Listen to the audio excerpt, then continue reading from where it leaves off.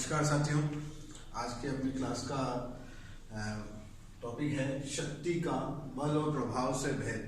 जैसा कि हमने लास्ट क्लास में पिछली कक्षा में पढ़ा था शक्ति के बारे में।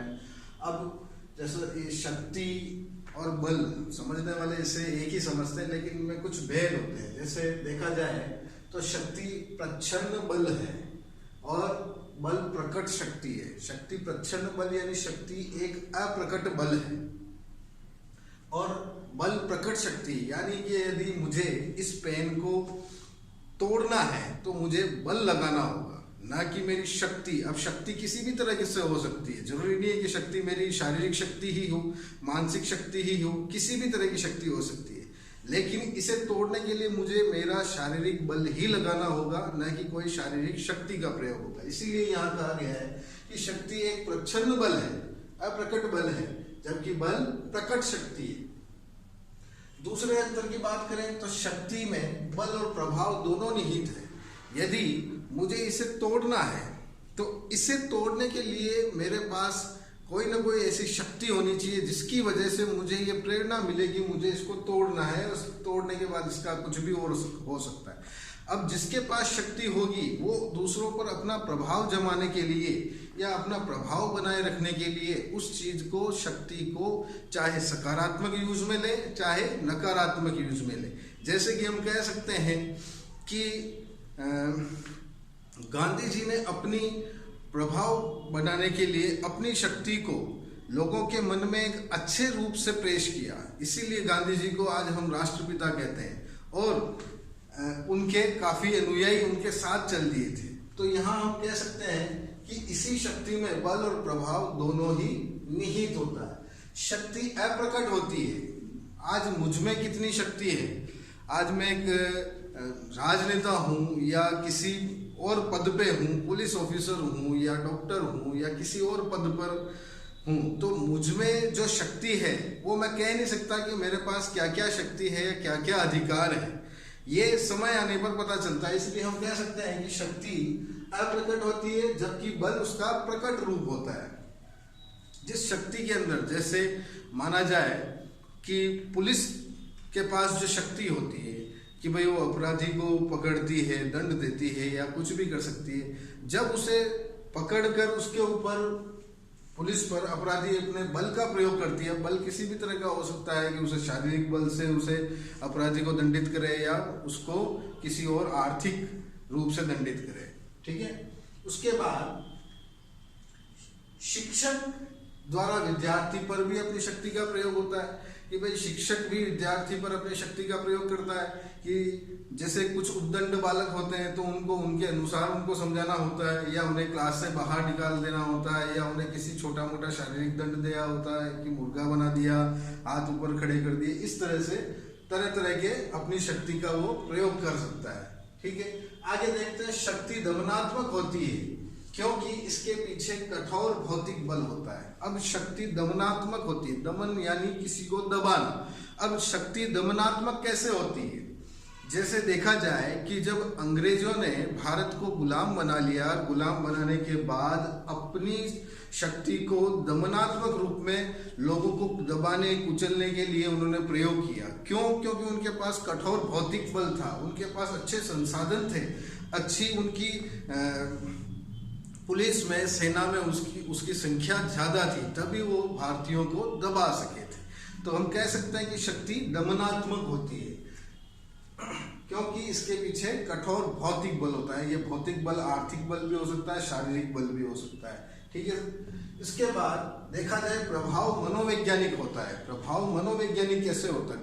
भाई जैसे कि हम यदि इसको थोड़ा किसी महापुरुष के अकॉर्डिंग इसका अगर एग्जाम्पल लें तो स्वामी विवेकानंद, उनका प्रभाव इतना पड़ा कि वो अमेरिका में जो 1893 में एक धर्म सभा हुई थी, उसके अंदर उन्होंने अमेरिका में भारत का जो एक पक्ष रखा, उससे उनका प्रभाव वहाँ के लोगों पर पड़ा। उन्होंने अपने भाषण की शुरुआत ही भाइयों और बहनों से की। तो यहाँ क्या हो सकता है कि उन्होंने, विवेकानंद ने अपने इस प्रभाव से, इस हिंदुत्व वाले प्रभाव से वहाँ के सभी व्यक्तियों को प्रभावित कर दिया, यानी उनके मन को अपने वश में कर लिया। तो हम कह सकते हैं कि प्रभाव मनोवैज्ञानिक होता है, ठीक है।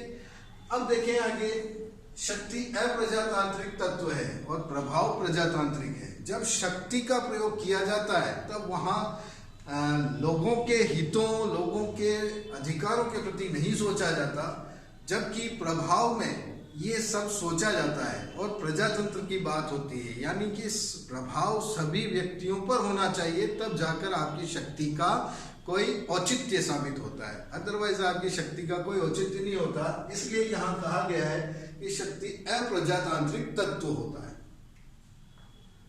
अब देखिए, किसी भी तरह की शक्ति को स्थिर होने के लिए प्रभाव की आवश्यकता होती है, जबकि प्रभाव को स्थिर होने के लिए किसी शक्ति की आवश्यकता नहीं होती। अब देखिए, यहाँ अगर मैं एक एग्जाम्पल लूँ वर्तमान समय का, तो नरेंद्र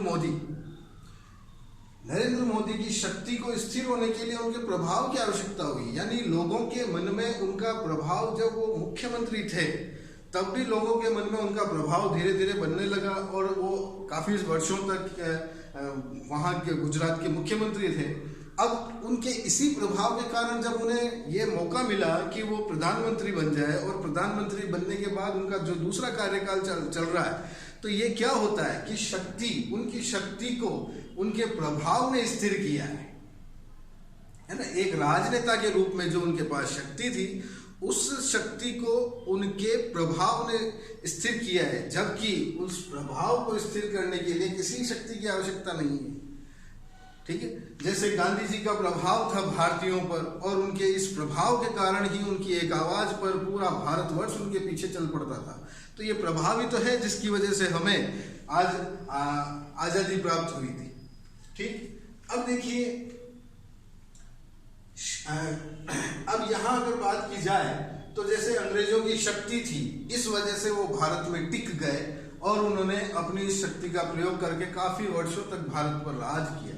और गांधी जी का प्रभाव था व्यक्तियों पर, जो जैसा अभी मैंने आपको बताया कि उनकी एक आवाज पर उनके पीछे कई हजारों लाखों व्यक्ति उनके साथ चल पड़ते थे, और अपने इस प्रभाव का उपयोग करके उन्होंने भारत को अंततः स्वतंत्रता दिला दी थी। तो यहाँ हम देखते हैं कि शक्ति का बल और प्रभाव में क्या भेद हो। आशा करता हूँ आपको ये चीजें समझ में आई होगी। अब देखते हैं कि शक्ति के कैसे कैसे आगे रूप है, शक्ति के रूप कैसे हैं और इनके क्या क्या सिद्धांत है। देखिए, पहली अगर बात की जाए तो राजनीतिक शक्ति। राजनीतिक शक्ति का मतलब हम समझते हैं कि राजनीति के अंदर किसी व्यक्ति विशेष की शक्ति, यानी समाज के मूल्यवान संसाधनों जैसे पद, प्रतिष्ठा, कर, दंड, पुरस्कार आदि पर समाज के कुछ विभिन्न समूहों का समाज के विभिन्न समूहों में आवंटन, यानी कि अलग अलग समूह जैसे होते हैं राजनीतिक समूह, दबाव समूह, राजनीतिक पार्टियां, इनके पास अपने अपने अलग सिद्धांत होते हैं। ये उन सिद्धांतों के अकॉर्डिंग ही काम करते हैं।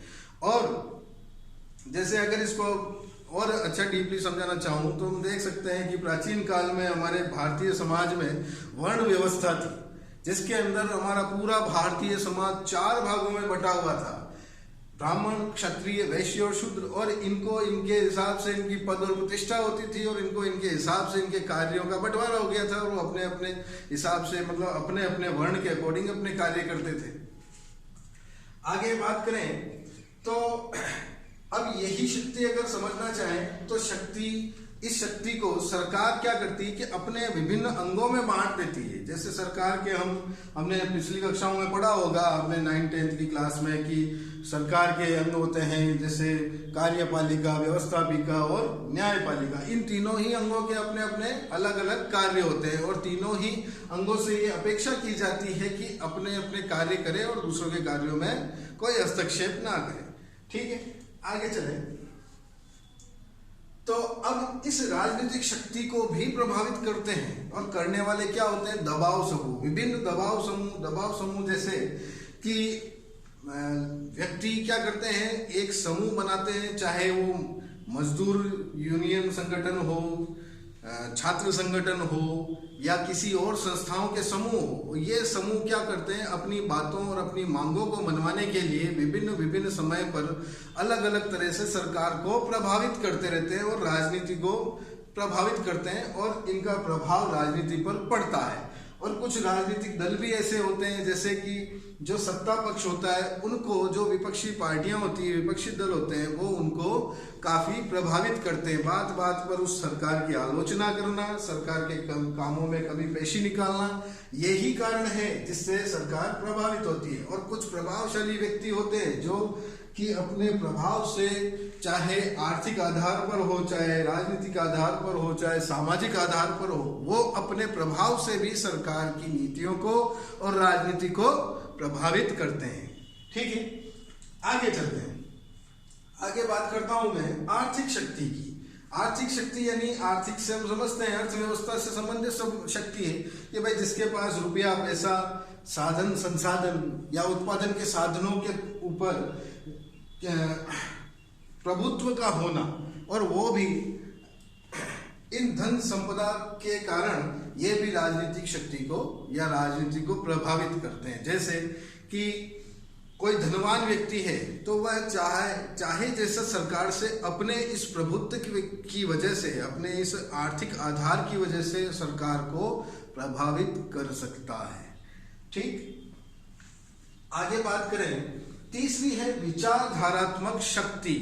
इस शक्ति के अंतर्गत लोगों के सोचने समझने के ढंग को प्रभावित करना। जैसे कि गांधीवाद की बात करूं कि गांधी जी की जो सोच थी या उनके जो सिद्धांत थे, उनको मानने वाले लोगों ने उन सिद्धांतों को अपना लिया, जैसे अहिंसा, सत्य वगैरह वगैरह जो उन्होंने सिद्धांत दिए थे।